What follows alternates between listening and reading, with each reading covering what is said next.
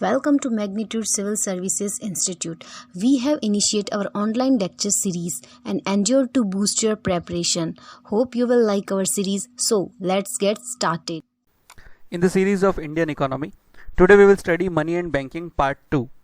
यहाँ पे हम लोग देखेंगे कि repo rate, reverse repo rate वगैरह क्या होता है, सिलेक्टिव और क्वांटिटेटिव कंट्रोल क्या है आरबीआई का. तो ये एक आरबीआई का ही फंक्शन हम लोग देख रहे हैं. लास्ट वीडियो में हमने ये टेबल किया था अंत में, जहाँ पे क्रेडिट कंट्रोल बाय आरबीआई जो कि एक फंक्शन है आरबीआई का, उसमें हमने देखा जनरल या quantitative credit control and selective और क्वालिटेटिव क्रेडिट कंट्रोल. उसके अंदर आ जाता है CRR, SLR, repo, reverse repo, OMO और बैंक रेट. डायरेक्ट मेजर्स के अंदर आएगा सीआरआर, एसएलआर, यानी कि इस पर अगर कोई बदलाव आएगा इन रेशियो के ऊपर, परसेंटेज के ऊपर, तो ये डायरेक्टली बैंक से कस्टमर के अंदर इसकी असर दिखेगी. इनडायरेक्ट के अंदर क्या होता है कि आरबीआई जो है वो reverse repo rate, OMO, bank rate वगैरह वेरी करता है, लेकिन इसकी असर या तो इसका जो इम्पैक्ट है वो कस्टमर तक पहुंचाना या नहीं पहुंचाना वो बैंक्स के हाथ में होता है. देखते हैं सबसे पहले सीआरआर, कैश रिजर्व रेशियो. तो ये वो परसेंटेज है जितने परसेंट का कैश डिपॉजिट बैंक को आरबीआई के पास रखना पड़ता है. प्रेजेंटली सीआरआर है 3% का, यानी कि हर 100 रुपये में से बैंक को 3 रुपये जो है आरबीआई के पास जमा रखना पड़ेगा और बाकी के 97 रुपीज़ वो यूज़ कर सकते हैं लैंडिंग पर्पस के लिए, लोन देने के लिए. अब किस तरह से इम्पैक्ट करता है? अगर सीआरआर इंक्रीज हुआ यानी कि बैंक के पास कम पैसा होगा लैंडिंग करने के लिए. अब क्योंकि लिक्विडिटी नहीं होगी उनके पास फाइनेंशियल सिस्टम के अंदर, तो बैंक क्या करेगा, अपने ब्याज दर बढ़ा देगा और जो मनी की डिमांड है वो डिक्रीज कर देगा. बिकॉज ज़्यादा ब्याज दर होगा तो लोग पैसे डिमांड नहीं करेंगे लोन पे. दूसरे हाथ पर अगर सीआरआर कट कर दिया तो ये ज़्यादा लिक्विडिटी देगा मार्केट के अंदर और बैंक को प्रेशराइज किया जाएगा कि ज़्यादा से ज़्यादा जो पैसा है वो फंडिंग करे, लैंडिंग करे या लोन दे. तो लैंडिंग रेट जो है वो बाद में डिक्रीज हो जाएगा और जो डिमांड है मनी की वो बढ़ जाएगी. आरबीआई अमेंडमेंट एक्ट 2005 के हिसाब से जो लोअर लिमिट है इसकी 3% की और अपर लिमिट 15% की, उसको निकाल दिया गया. एज वेल एज जो इंटरेस्ट मिला करता था पहले आरबीआई के द्वारा इन डिपॉजिटेड मनी के ऊपर, उसको भी निकाल दिया गया. यानी कि इस 3% या 3 रुपये जो बैंक का आरबीआई के पास जमा रहेगा उसका कोई ब्याज नहीं देगा आरबीआई. फिर है एसएलआर यानी कि स्टैट्यूटरी लिक्विडिटी रेशियो. सीआरआर के अलावा बैंक को इन्वेस्ट करना पड़ता है कुछ परसेंटेज ऑफ द डिपॉजिट कुछ फाइनेंशियल सिक्योरिटीज, जैसे कि केंद्र सरकार की सिक्योरिटी हो या राज्य सरकार की सिक्योरिटी हो. सीआरआर के जैसे बैंक्स इस पर इंटरेस्ट या मतलब जो कि ये ब्याज दर है वो इनको इंटरेस्ट वगैरह मिलता है, सीआरआर में नहीं मिलता. करंटली जो मौजूदा रेट है एसएलआर की वो है 18%. ये जो अमाउंट है वो बैंक्स लोन को एक्सटेंड करने के लिए यूज़ नहीं कर सकते. यानी कि 3% बैंक को कैश के रूप में आरबीआई में रखना है, 18% का जो है वो सिक्योरिटीज़ के रूप में इधर उधर इन्वेस्ट करके बैंक को रखना है. और ये 18 प्लस 3 जो परसेंटेज का टोटल जो है अमाउंट, वो अमाउंट बैंक्स लोन देने के लिए यूज़ नहीं कर सकती किसी भी कॉमन मैन को. ठीक है, लेकिन ये एसएलआर की वैल्यू का जो 18% का जो अमाउंट है वो बैंक यूज़ कर सकती है सरकार को लोन देने के लिए. अब सेम अमेंडमेंट जब 2005 में हुआ था उसके तहत जो लोअर लिमिट 25% की थी इस एसएलआर की, उसको निकाल दी गई, लेकिन अपर जो लिमिट है 40% की वो अभी भी इन प्रैक्टिस है. ये इंपॉर्टेंट है साउंड बैंकिंग के लिए, स्ट्रॉन्ग बैंक बनाने के लिए. इसकी क्या असर पड़ेगी? दो रिक्वायर फॉर हायर रिजर्व, जब हायर रिजर्व की ज़रूरत पड़ती है ताकि बैंक जो है वो रिलेटिवली सेफ हो, उनके पास बैकअप पैसा हो तो वो सेफ रहेगा अगर कुछ भी ऊपर नीचे हुआ तो इस प्रकार के एसएलआर सीआरआर क्या करता है, बैंक को रेस्ट्रिक्ट करता है कि वो अपना सारा का सारा पैसा यूज़ ना करे और अपना जो कैपेसिटी या तो कैपिटल है उसको बचा के रखे. तो इससे क्या होगा, सीएलआर एसएलआर बढ़ेगा तो लैंडिंग रेट जो है वो इंक्रीज हो जाएगी और जो बैंक है वो ज़्यादा महंगे ब्याज दर पे पैसा देगा और लोगों की जो पैसों की डिमांड है वो कम हो जाएगी. सिमिलर टू जो सीआरआर है एसएलआर काम करता है. फिर आता है लिक्विडिटी एडजस्टमेंट फैसिलिटी. ये इसका ऑब्जेक्टिव क्या है, लिक्विडिटी को एडजस्ट करना मार्केट के अंदर. दो तरीके से करता है आरबीआई, रेपो और रिवर्स रेपो से. ये काफ़ी बार न्यूज़ में आता है, CRR, SLR, repo, reverse repo. ठीक है, हर 3-4 महीने में आपको न्यूज़ में दिखता ही है. तो रेपो रेट क्या होता है कि ये एक वो रेट ऑफ इंटरेस्ट है जो आरबीआई चार्ज करता है अगर कोई बैंक आता है आरबीआई के पास से पैसा लेने के लिए, चाहे वो एक रात के लिए लेना आया हो, 7 दिन, 14 दिन या मैक्सिमम 21 दिन के लिए, तो जब आरबीआई के पास से उसको पैसा लेना पड़ता है तो इनको गवर्नमेंट सिक्योरिटी गिरवी रखनी पड़ती है और उसके अलावा 4% का ब्याज आरबीआई को इनको पे करना होता है। तो जब भी अगर रेपो रेट इंक्रीज होती है तो लोन हमारे लिए कॉस्टली बन जाता है, और कम होती है तो लोन जो है वो सस्ती हो जाती है, बिकॉज बैंक आरबीआई को ब्याज दे रहा है। अगर ये रेपो रेट बढ़ जाएगा तो बैंक ज़्यादा ब्याज देगा आरबीआई को, तो वो पैसे कहाँ से वसूली करेगा? आपके लोन का जो इंटरेस्ट है उसको बढ़ाकर कस्टमर का। क्लियर? जनरली इसको इंक्रीज कर दिया जाता है जब हाई इन्फ्लेशन होता है मार्केट के अंदर, और डिक्रीज किया जाता है जब डिफ्लेशन होता है या तो मंदी वाला माहौल होता है तब। इसलिए अगर आप देखेंगे तो लगातार जो आरबीआई अपने पॉलिसीज के अंदर रेपो रेट को घटा रहा है ताकि लोन इजी अवेलेबल हो और लोग इन्वेस्ट करें और जो इकोनॉमी है वो आगे बढ़े। तो ये कैसे असर करता है? अगर रेपो रेट बढ़ जाएगा तो कॉस्ट ऑफ फंड जो है बैंक के द्वारा दिया गया वो बढ़ जाएगा, यानी कि क्या होगा? लिक्विडिटी जो बैंक के पास होगी लैंडिंग करने के लिए वो कम होगी, तो क्या कर देगा? अपना ब्याज दर बढ़ा देगा, बिकॉज उनकी कमाई उसमें होती है। तो जो रेपो रेट, ये रिवर्स रेपो रेट है, वो बेस पॉइंट के ऊपर नीचे होता है। अगर 1% के हिसाब से रेपो रेट को बढ़ाए यानी कि 100 बेस पॉइंट के हिसाब से बढ़ाया, 0.5% यानी कि 50 बेस पॉइंट, 0.25% यानी कि 25 बेस पॉइंट, एंड 0.1% यानी कि 10 बेस पॉइंट। क्लियर? अब reverse repo rate. Reverse repo rate वो ब्याज दर है जहाँ पे आरबीआई बैंकों से लोन लेता है और ब्याज भरता है। ठीक है, आरबीआई को सपोज पैसा उठाना हो बैंकों के पास से, उसको लग रहा है मार्केट में लिक्विडिटी ज़्यादा है, तो बैंक से पैसे उठाएगा और बोलेगा मैं रिवर्स रेपो रेट आपको ब्याज दूंगा। ये शॉर्ट पीरियड के लिए होता है। मौजूदा इसका जो रेट ऑफ इंटरेस्ट है वो है 3.35%। ठीक है, रेपो रेट से ये कम होता है मोस्ट ऑफ सिचुएशन के अंदर। इसका इनहेरेंट ऑब्जेक्टिव क्या है कि जो एब्जॉर्ब करना है सरप्लस फंड को या लिक्विडिटी को जो मार्केट या बैंक्स के पास अवेलेबल रहती है। ये कैसे इम्पैक्ट करता है? अगर रेट हाई हो गया, इससे क्या होगा?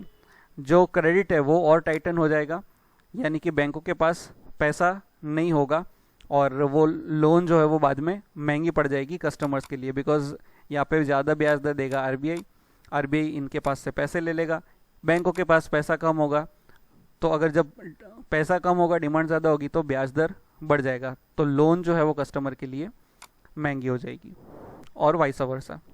फिर आता है ओपन मार्केट ऑपरेशन। जो CRR SLR है वो डायरेक्ट मेजर्स के अंदर आता है। ये डायरेक्ट मेजर के अंदर आता है CRR SLR।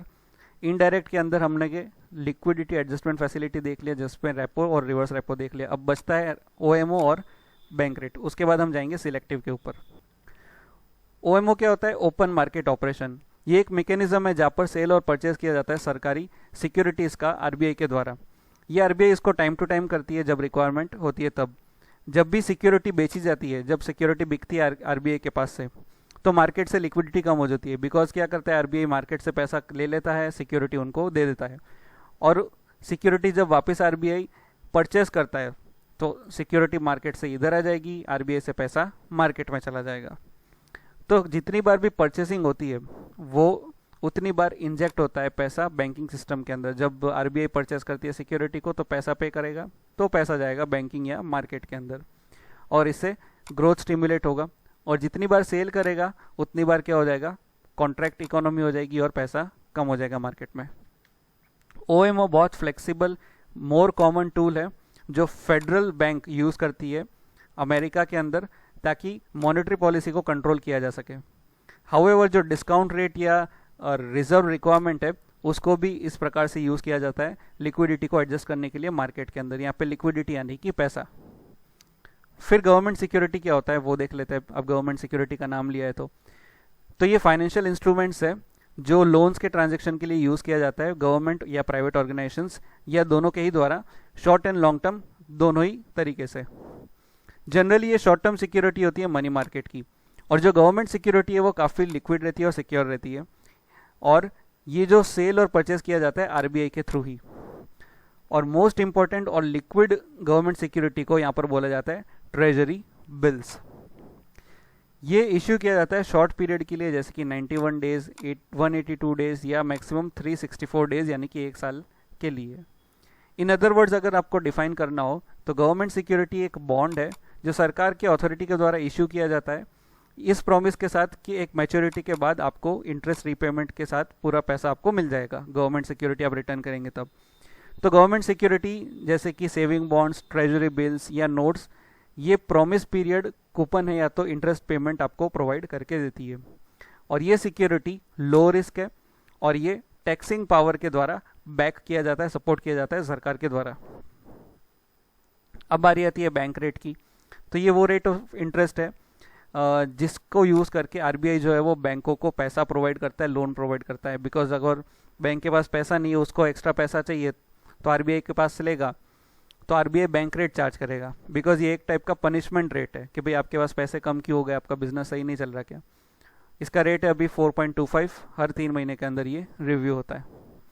फिर एक नया टर्म आया मार्जिनल स्टैंडिंग फैसिलिटी, एमएसएफ। ये न्यू लिक्विडिटी एडजस्टमेंट फैसिलिटी है, एलएफ, जो आरबीआई ने क्रिएट किया था अपनी क्रेडिट पॉलिसी के अंदर मई 2011 में। ये वो रेट ऑफ इंटरेस्ट है जहाँ पर बैंक बोरो कर सकती है ओवरनाइट फंड आरबीआई से गवर्नमेंट सिक्योरिटी के अगेंस्ट में। बैंक इस फैसिलिटी को अवेल कर सकती है अपनी गवर्नमेंट सिक्योरिटी को यूज़ करके, जो एसएलआर के अंदर इन्होंने खरीदी हुई है 18% के अंदर, ठीक है। लेकिन इस लोन की लिमिट भी है, यानी कि ज़्यादा पैसा ये लोग उठा नहीं सकते आरबीआई से गवर्नमेंट सिक्योरिटी के अगेंस्ट में। मौजूदा इसका ब्याज दर है 4.25%। अब बारी आती है सिलेक्टिव और qualitative credit control measures of RBI, जिसमें 5 टर्म्स है: directiveness, moral suasion, fixation of margin requirements, rationing of credit and credit authorization scheme. चलिए एक एक करके डिटेल में देख लेते हैं। तो जो बैंकिंग रेगुलेशन एक्ट 1949 है वो एक्सटेंसिव पावर देता है आरबीआई को कि वो सिलेक्टिव क्रेडिट कंट्रोल को अप्लाई कर सके और जो क्रेडिट कंट्रोल मेथोडोलॉजी है वो सही से यूज़ कर सके। उसमें पहला है डायरेक्टिवनेस। 1956 से जो आरबीआई है कई सारे डायरेक्शंस इश्यू करते हैं और इसको बोला जाता है डायरेक्टिवनेस, डायरेक्शन इश्यू करना। जैसे कि एग्जांपल में यहाँ पर दिया हुआ है कि आरबीआई ने पहला डायरेक्शन दिया था 17 मई 1956 के अंदर, जहाँ पर ये बोला गया कि जो आप लोन प्रोवाइड करते हो पैडी और राइस कल्टीवेशन के लिए उसको रेस्ट्रिक्ट कर लो, और बाद में ये loan food grains, pulse, oil seeds, vegetable and sugar के लिए एक्सटेंड करने के लिए बताया गया आरबीआई के द्वारा। तो इस तरह से डायरेक्शंस दी ताकि जो इकोनॉमी है या डेवलपमेंट है वो एक बैलेंस तरीके से हो।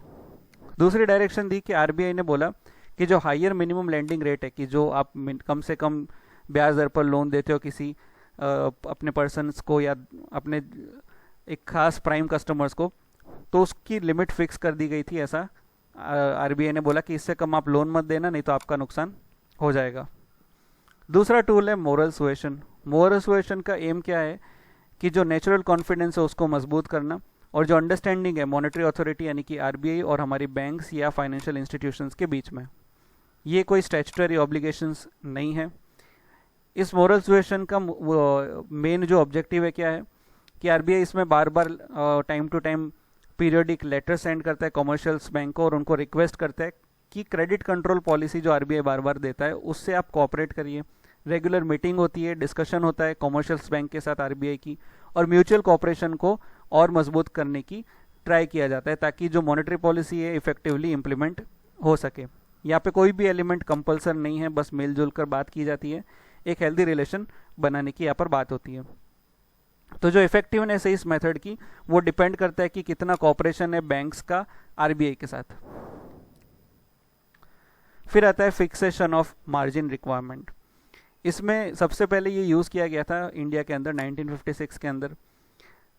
मार्जिन का मतलब क्या होता है कि वो लोन का वो पार्ट जो बोरोवर को अपने ओर से पे करना पड़ेगा, लोन के रूप में नहीं मिलेगा। आसान भाषा में इसको आप बोल सकते हैं डाउन पेमेंट। सपोज 100 रुपये का प्रोडक्ट है, आपको लोन पे लेना है। फिक्सेशन ऑफ मार्जिन रिक्वायरमेंट के हिसाब से आरबीआई ने बोला कि 60% का लोन हम देंगे, 40% आपको खुद को इनकर करना पड़ेगा, यानी कि 40 रुपये आपको खुद को निकालना पड़ेगा। 6 रुपये का लोन हम आपको देंगे उस पर्टिकुलर चीज़ के लिए। आरबीआई के पास ये पावर है कि वो मार्जिन रिक्वायरमेंट्स को वेरी कर सके, डिपेंड अपॉन द बिजनेस कि भाई किस लिए वो ले रहा है।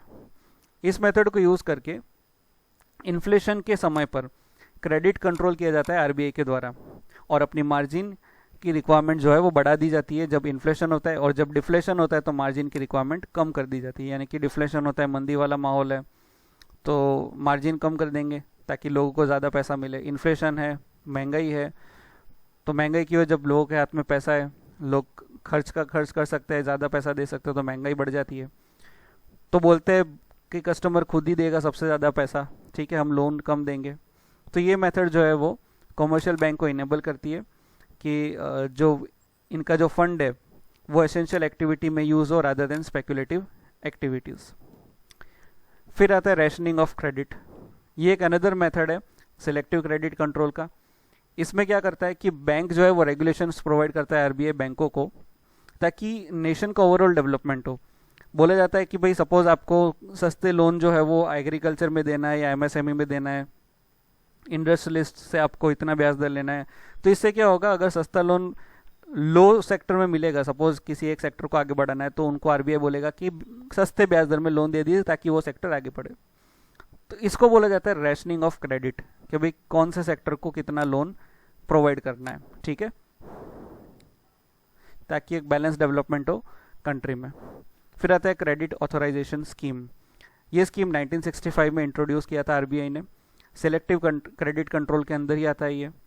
इस स्कीम के अंदर अगर कॉमर्शियल बैंक किसी को भी 1 करोड़ या उससे ज़्यादा देता है सिंगल पार्टी को पैसा लोन, तो उसको आरबीआई से अप्रूवल लेने की ज़रूरत पड़ती थी। बाद में इस लिमिट को 1986 के अंदर 6 करोड़ का कर दिया गया था, लेकिन ये स्कीम पहले ही बाद में 1982 में डिसकंटिन्यू कर दी गई थी। अब इस स्कीम के पीछे आइडिया क्या था कि जो फ्लो ऑफ क्रेडिट है उस पर नज़र रखी जाए कि भाई किसके पास एक साथ बहुत सारा पैसा बैंक के ज़रिए जा रहा है। लेकिन आज भी आरबीआई मॉनिटर और स्क्रूटनाइज करती है बैंक्स को। अगर किसी एक के पास 5 करोड़ से ज़्यादा वर्किंग कैपिटल जा रहा है और 2 करोड़ से ज़्यादा टर्म लोन के हिसाब से पैसा निकल रहा हो, तो इस स्कीम को क्रेडिट मॉनिटरिंग अरेंजमेंट भी बोला जाता है आज के समय पे। अब लिमिटेशंस भी है। आरबीआई सिलेक्टिव क्रेडिट कंट्रोल को मेजर्स करता है ताकि जो फंड है वो चैनलाइज हो और प्रोडक्टिव सेक्टर में पैसा जाए और अनप्रोडक्टिव या स्पेकुलेटिव एक्टिविटीज़ में फाइनेंसिंग ना हो। तो इसके सक्सेस के साथ साथ लिमिटेशंस भी होती है। क्या लिमिटेशन है कि बैंक्स को डिफ़िकल्ट हो जाता है कि भाई पता लगाना कि बोरोवर जो अमाउंट लेकर गया है और जो रीज़न लेकर पैसा लेके गया है, तो उसी रीज़न के लिए वो यूज़ कर रहा है कि नहीं कर रहा, बैंक को कैसे पता चलेगा। उसके अलावा जो नॉन बैंकिंग फाइनेंशियल इंस्टीट्यूट या इंडिजिनस बैंक्स है, वो भी एक सिग्निफिकेंट रोल प्ले करती है ट्रेड या इंडस्ट्री को फाइनेंस करने के लिए इंडिया में, और ये लोग आरबीआई के कंट्रोल में नहीं है, तो मार्केट में स्पेकुलेटिव एक्टिविटी वैसे ही बढ़ेगी। आरबीआई का जो सिलेक्टिव क्रेडिट कंट्रोल है वो इफेक्टिव तब होगा जब इन्फ्लेशनरी प्रेशर बैंकों के ऊपर होगा तब, और बैंक्स के पास भी कोई कंट्रोल नहीं होता ultimate use of bank advances को लेकर। अब इन टॉपिक्स को लेकर न्यूज़ में आपके लिए क्या क्या आ सकता है, कौन कौन सी बातें आपको ध्यान में रखनी है जब आप न्यूज़पेपर पढ़ोगे इकोनॉमी से रिलेटेड। फाइनेंशियल इंक्लूजन की बात करते हैं तो इसका मतलब क्या होता है कि ये एक इनिशिएटिव है या एफर्ट्स होता है भारत सरकार का या आरबीआई का। इसका ऑब्जेक्टिव क्या है, एक्सेसिबिलिटी जो बैंकिंग की है या फाइनेंशियल फैसिलिटी की है वो इम्प्रूव करे और हर एक सेक्शन के लोगों तक, सोसाइटी तक बैंकिंग फैसिलिटी पहुंचे।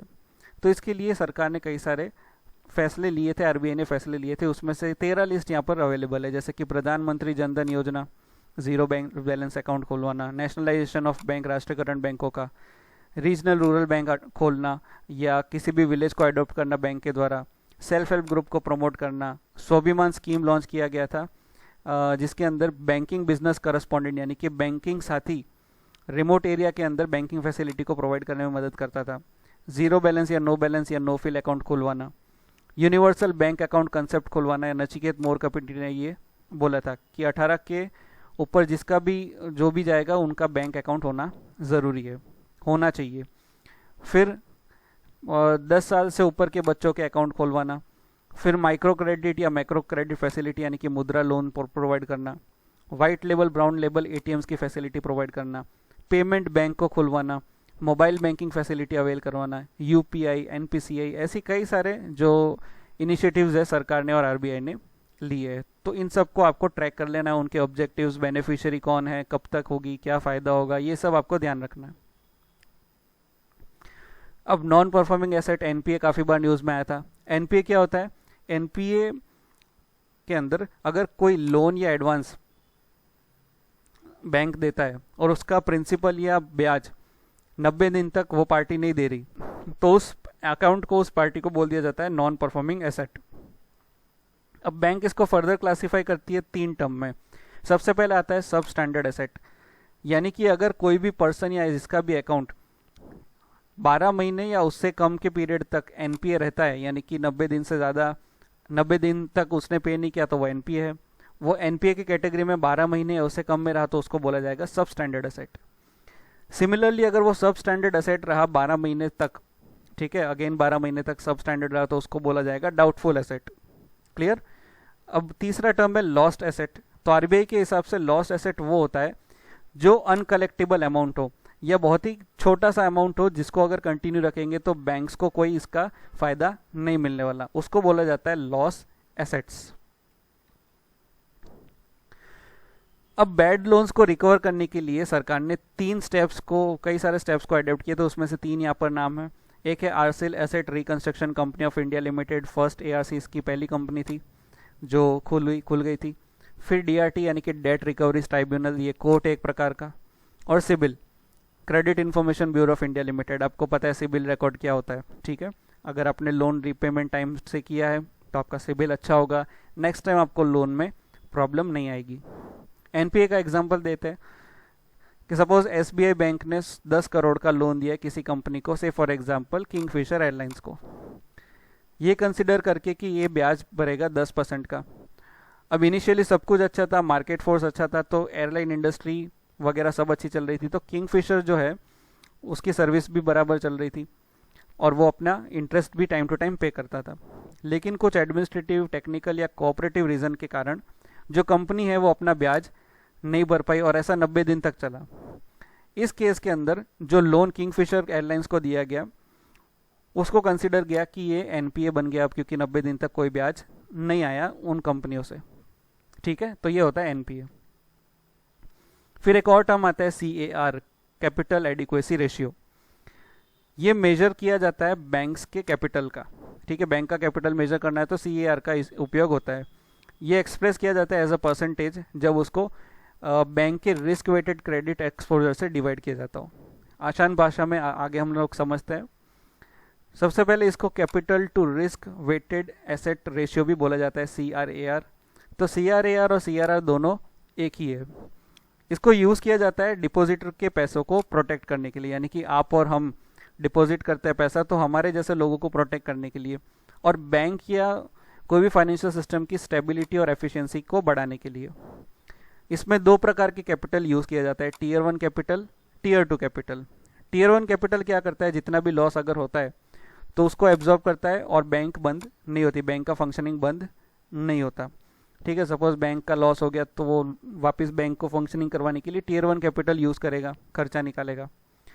टीयर 2 कैपिटल तब होगा जब टीयर 1 कैपिटल भी खत्म हो गया, ना कोई उनके पास दूसरा सोर्स है पैसों का और बैंक बंद होने आई है, उस समय पर टीयर 2 कैपिटल यूज़ करके उनका जो ड्यूज है उसको क्लियर करेगा। टीयर 2 कैपिटल जब यूज़ में आएगा सीआर के अंदर तब लेस डिग्री ऑफ प्रोटेक्शन मिलती है डिपॉजिटर्स को, बिकॉज इनका पैसा डूब भी सकता है। इसको capital to risk weighted asset ratio यानी कि CRAR भी बोला जाता है, यानी कि CAR is equal to tier 1 capital plus tier 2 capital divide by risk weighted assets. इन तीनों टर्म को हम समझते हैं। टीयर 1 कैपिटल एक वो कैपिटल है जो परमानेंट रहेगा, जो इजीली अवेलेबल रहेगा कुशनिंग के लिए। सपोज बैंक लॉस फेस कर रही है तो उस समय पर टीयर 1 कैपिटल यूज़ कर सकता है वो। और बैंक का टीयर 1 कैपिटल क्या होता है, ordinary share capital. Tier 2 capital again cushioning के तौर पर काम करता है, जब बैंक्स बंद होने की तादाद पर आई हो, उसके पास टीयर 1 कैपिटल भी खत्म हो गया हो, ऐसे समय पर डिपॉजिटर और क्रेडिटर को कम से कम प्रोटेक्शन मिलती है और बैंक अपना सारा लॉस एब्जॉर्ब करने के लिए टीयर 2 का यूज़ करता है। इसमें आपके बॉन्ड, शेयर्स वगैरह आ जाते हैं बैंक्स के। क्लियर? फिर रिस्क, जितना भी लोन बैंक कस्टमर्स को देता है उस लोन को कैटेगराइज किया जाता है, मार्किंग की जाती है कि कितना रिस्क वाला है। सपोज लोन गवर्नमेंट को दिया है तो वो 0% रिस्क के ऊपर होगा, अगर किसी इंडिविजुअल की दिया है तो 100% तक का उसको रिस्क आइडेंटिफिकेशन किया जाता है। तो टोटल लोन्स का रिस्क प्रोफाइल एवरेज किया जाता है और नीचे डिवाइड में यहाँ पर डाला जाता है। यहाँ पे रिस्क वेटेड एसेट के टोटल कितना रिस्की एसेट्स है बैंक के पास जो इजीली आ सकता है, नहीं आ सकता, वगैरह वगैरह। अब प्रैक्टिस क्वेश्चंस देख लेते हैं। फर्स्ट क्वेश्चन है, ये आपके यूपीएससी में नहीं आएगा, लेकिन ये कुछ सैंपल्स क्वेश्चन है छोटे मोटे जो अदर एग्जाम में भी काम आ सकते हैं और आगे आगे आपका लेवल बढ़ेगा जो यूपीएससी में भी पूछा जा सकता है। सबसे पहला क्वेश्चन है अकाउंटिंग ईयर क्या है आरबीआई का, तो इसका आंसर है 1 जुलाई से 38 जून। ये आपने कल वाले वीडियो लेक्चर के अंदर मैंने बताया। बैंकिंग फंक्शन सेंट्रली कौन कंट्रोल करता है, तो इंडिया के अंदर आरबीआई, बच्चे को पता है। तो जो रेशियो है between cash in hand and total assets maintain by bank, उस रेशियो को क्या बोला जाएगा, cash in hand and total asset maintain by bank. Video को पॉज करके आप सारे क्वेश्चंस एक बार सही से देख सकते हैं। तो इसको बोला जाएगा SLR, statutory liquidity ratio. Repo rate क्या है, इसको पॉज करके आप आंसर दे सकते हैं। हियर इसका आंसर है सी। ये रेट है जहां पर आरबीआई जो है वो बैंक को पैसा लेंड करता है, ब्याज पर देता है।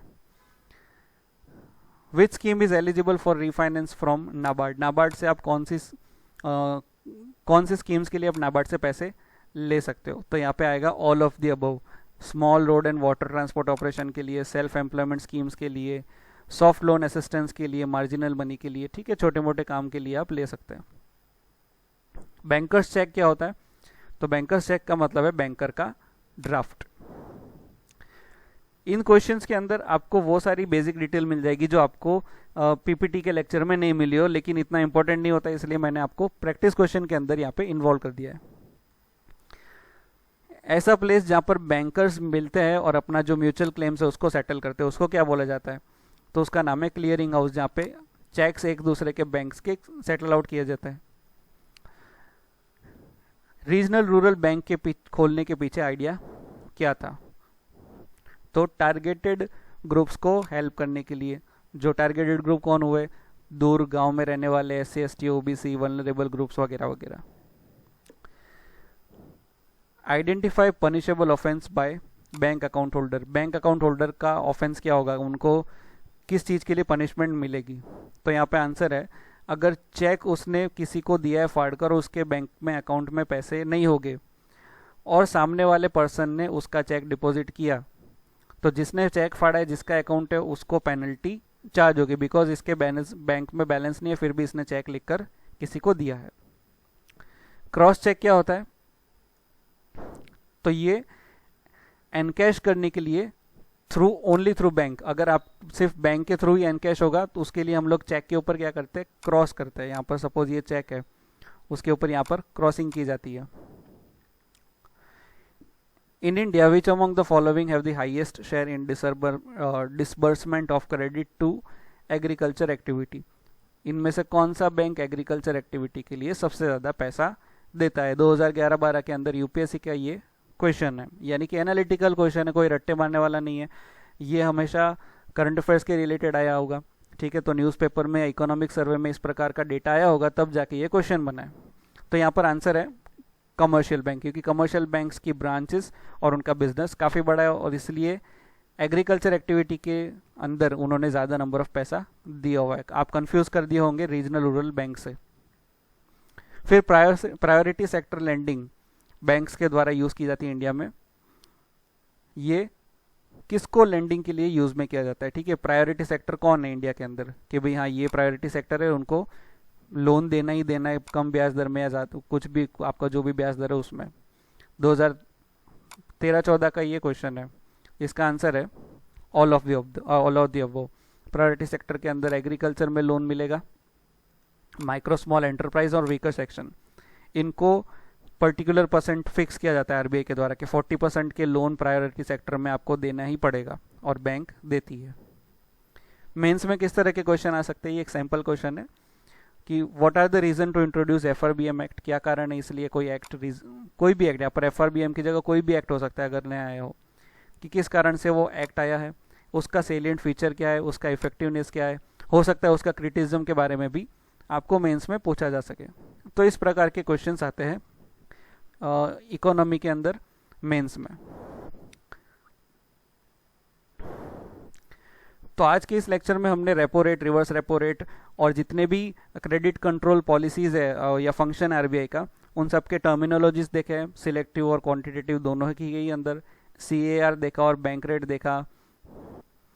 न्यूज़ में से आपको क्या क्या पढ़ना चाहिए, फाइनेंशियल इंक्लूजन क्या होता है, ये सारी बातें हमने की। इसके अलावा अगर आपको कोई डाउट हो या कोई सजेशन हो तो कमेंट में बताइए या तो ईमेल करके बताइए। आज की इस वीडियो के अंदर बस इतना ही। Thank you so much. जय हिंद।